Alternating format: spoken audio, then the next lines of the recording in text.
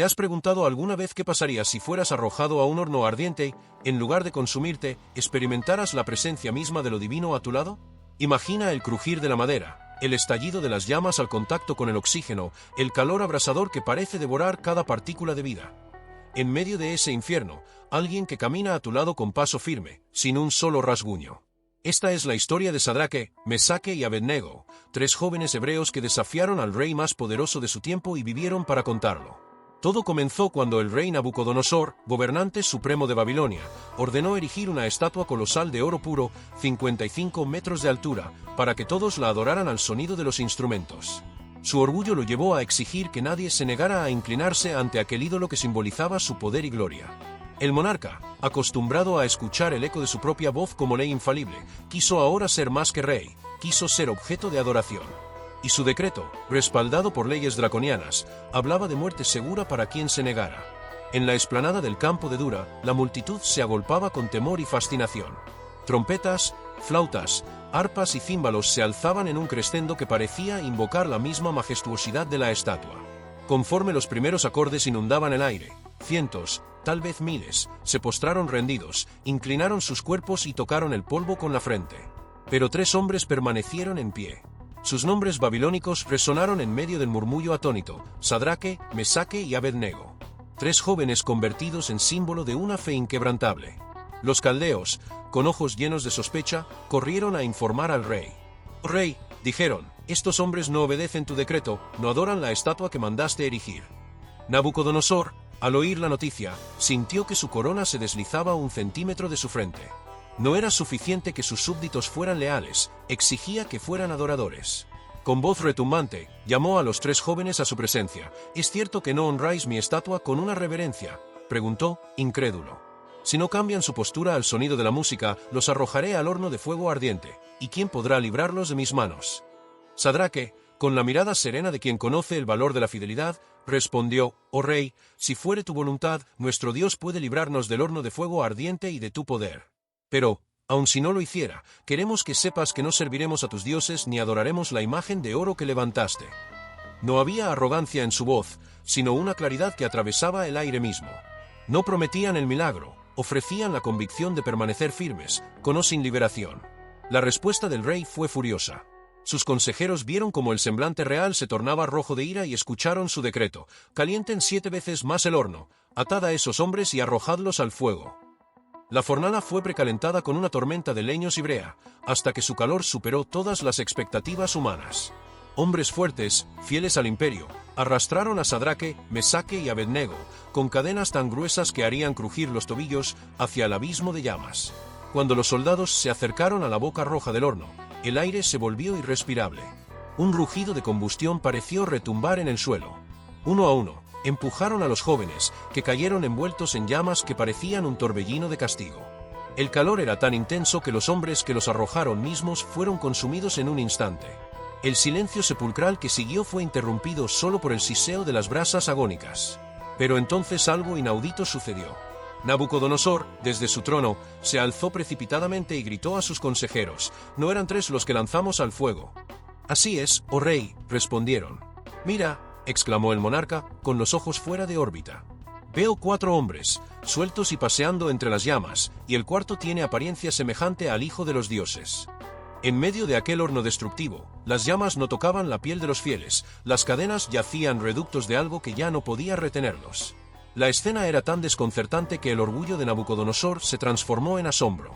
No era un fuego común, era un escenario donde la gloria de Dios se hacía visible.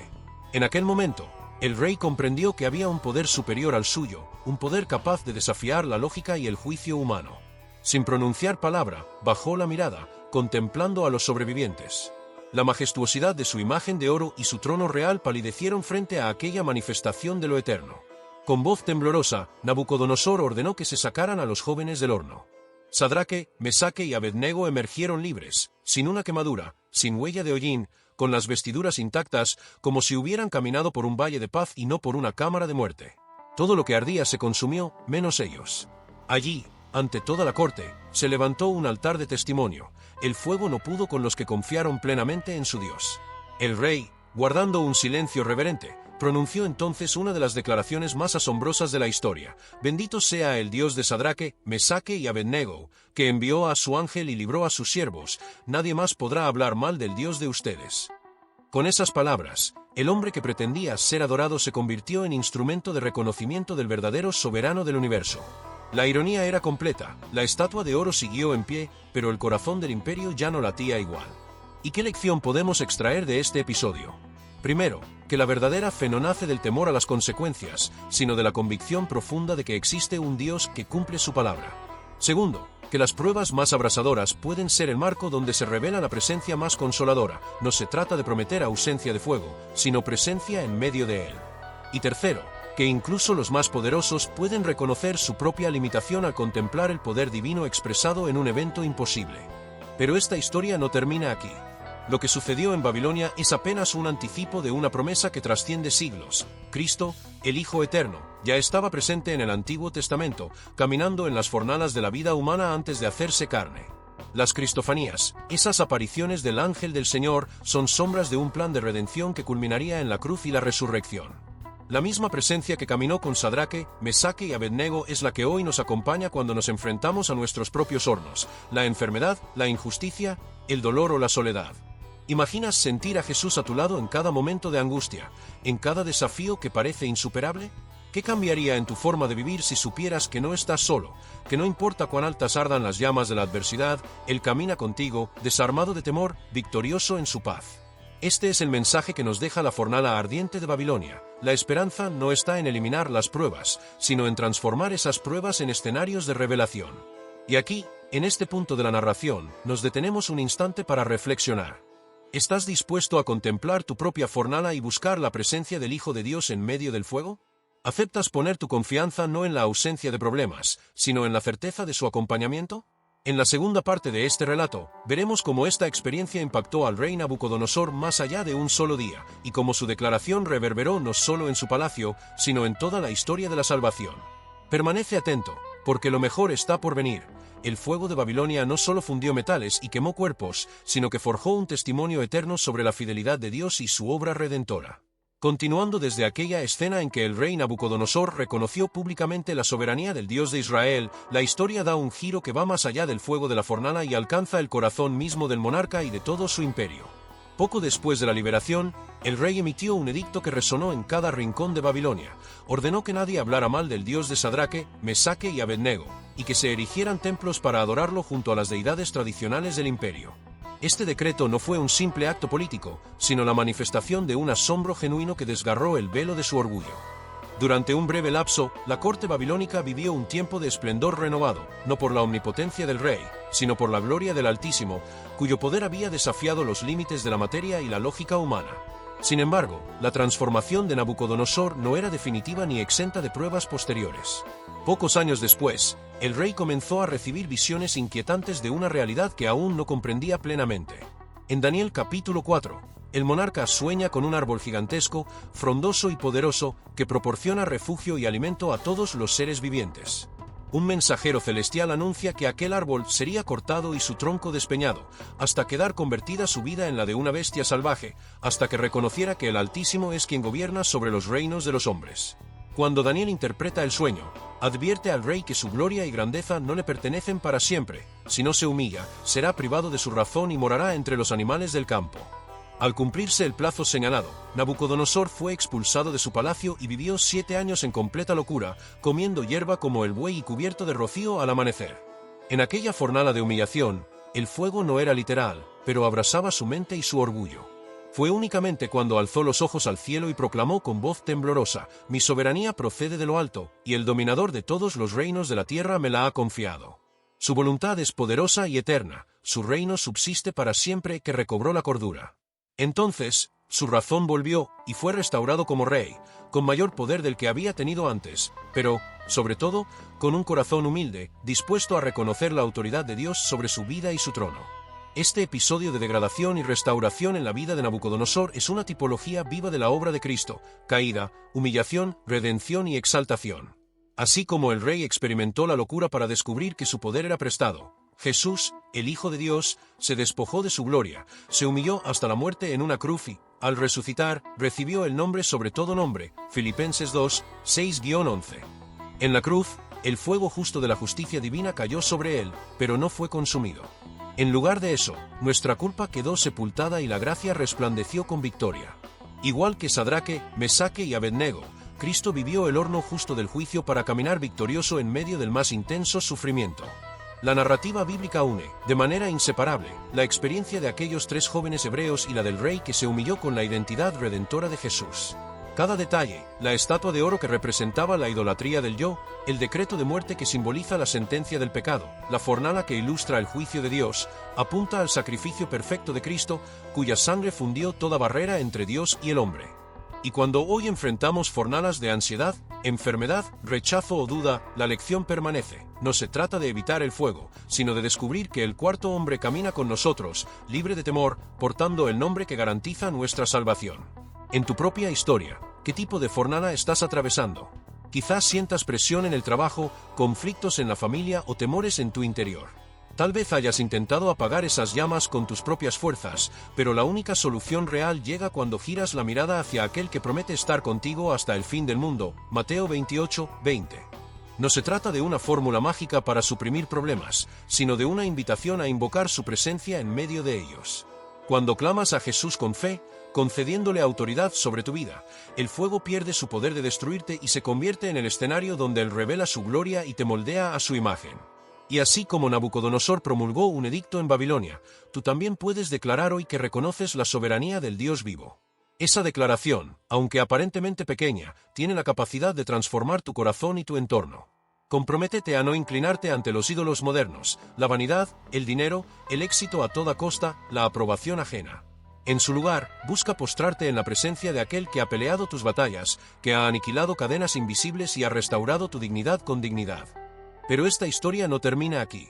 Lo que sucedió en Babilonia es apenas un anticipo de una promesa que trasciende siglos. Cristo, el Hijo Eterno, ya estaba presente en el Antiguo Testamento, caminando en las fornalas de la vida humana antes de hacerse carne.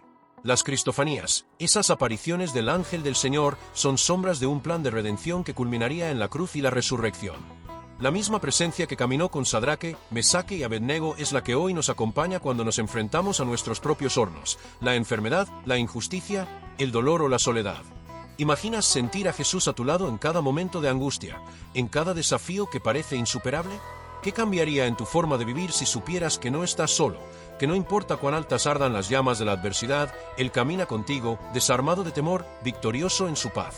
Este es el mensaje que nos deja la fornala ardiente de Babilonia. La esperanza no está en eliminar las pruebas, sino en transformar esas pruebas en escenarios de revelación. Y aquí, en este punto de la narración, nos detenemos un instante para reflexionar. ¿Estás dispuesto a contemplar tu propia fornala y buscar la presencia del Hijo de Dios en medio del fuego? ¿Aceptas poner tu confianza no en la ausencia de problemas, sino en la certeza de su acompañamiento? En la segunda parte de este relato, veremos cómo esta experiencia impactó al rey Nabucodonosor más allá de un solo día, y cómo su declaración reverberó no solo en su palacio, sino en toda la historia de la salvación. Permanece atento, porque lo mejor está por venir. El fuego de Babilonia no solo fundió metales y quemó cuerpos, sino que forjó un testimonio eterno sobre la fidelidad de Dios y su obra redentora. Continuando desde aquella escena en que el rey Nabucodonosor reconoció públicamente la soberanía del Dios de Israel, la historia da un giro que va más allá del fuego de la fornala y alcanza el corazón mismo del monarca y de todo su imperio. Poco después de la liberación, el rey emitió un edicto que resonó en cada rincón de Babilonia. Ordenó que nadie hablara mal del Dios de Sadraque, Mesaque y Abednego, y que se erigieran templos para adorarlo junto a las deidades tradicionales del imperio. Este decreto no fue un simple acto político, sino la manifestación de un asombro genuino que desgarró el velo de su orgullo. Durante un breve lapso, la corte babilónica vivió un tiempo de esplendor renovado, no por la omnipotencia del rey, sino por la gloria del Altísimo, cuyo poder había desafiado los límites de la materia y la lógica humana. Sin embargo, la transformación de Nabucodonosor no era definitiva ni exenta de pruebas posteriores. Pocos años después, el rey comenzó a recibir visiones inquietantes de una realidad que aún no comprendía plenamente. En Daniel capítulo 4, el monarca sueña con un árbol gigantesco, frondoso y poderoso, que proporciona refugio y alimento a todos los seres vivientes. Un mensajero celestial anuncia que aquel árbol sería cortado y su tronco despeñado, hasta quedar convertida su vida en la de una bestia salvaje, hasta que reconociera que el Altísimo es quien gobierna sobre los reinos de los hombres. Cuando Daniel interpreta el sueño, advierte al rey que su gloria y grandeza no le pertenecen para siempre. Si no se humilla, será privado de su razón y morará entre los animales del campo. Al cumplirse el plazo señalado, Nabucodonosor fue expulsado de su palacio y vivió 7 años en completa locura, comiendo hierba como el buey y cubierto de rocío al amanecer. En aquella fornala de humillación, el fuego no era literal, pero abrasaba su mente y su orgullo. Fue únicamente cuando alzó los ojos al cielo y proclamó con voz temblorosa: «Mi soberanía procede de lo alto, y el dominador de todos los reinos de la tierra me la ha confiado. Su voluntad es poderosa y eterna, su reino subsiste para siempre», que recobró la cordura. Entonces, su razón volvió, y fue restaurado como rey, con mayor poder del que había tenido antes, pero, sobre todo, con un corazón humilde, dispuesto a reconocer la autoridad de Dios sobre su vida y su trono. Este episodio de degradación y restauración en la vida de Nabucodonosor es una tipología viva de la obra de Cristo: caída, humillación, redención y exaltación. Así como el rey experimentó la locura para descubrir que su poder era prestado, Jesús, el Hijo de Dios, se despojó de su gloria, se humilló hasta la muerte en una cruz y, al resucitar, recibió el nombre sobre todo nombre. Filipenses 2, 6-11. En la cruz, el fuego justo de la justicia divina cayó sobre él, pero no fue consumido.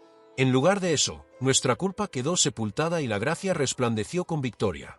Igual que Sadraque, Mesaque y Abednego, Cristo vivió el horno justo del juicio para caminar victorioso en medio del más intenso sufrimiento. La narrativa bíblica une, de manera inseparable, la experiencia de aquellos 3 jóvenes hebreos y la del rey que se humilló con la identidad redentora de Jesús.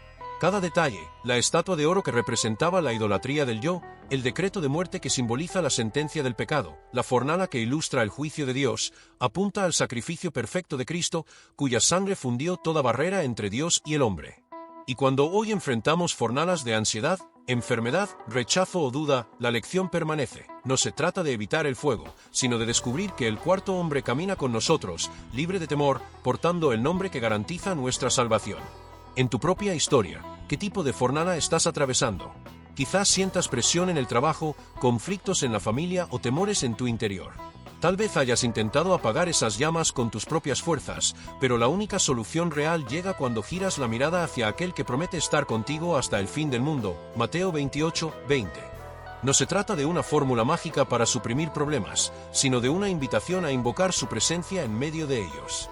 Cuando clamas a Jesús con fe, concediéndole autoridad sobre tu vida, el fuego pierde su poder de destruirte y se convierte en el escenario donde Él revela su gloria y te moldea a su imagen. Y así como Nabucodonosor promulgó un edicto en Babilonia, tú también puedes declarar hoy que reconoces la soberanía del Dios vivo. Esa declaración, aunque aparentemente pequeña, tiene la capacidad de transformar tu corazón y tu entorno. Comprométete a no inclinarte ante los ídolos modernos, la vanidad, el dinero, el éxito a toda costa, la aprobación ajena. En su lugar, busca postrarte en la presencia de aquel que ha peleado tus batallas, que ha aniquilado cadenas invisibles y ha restaurado tu dignidad con dignidad.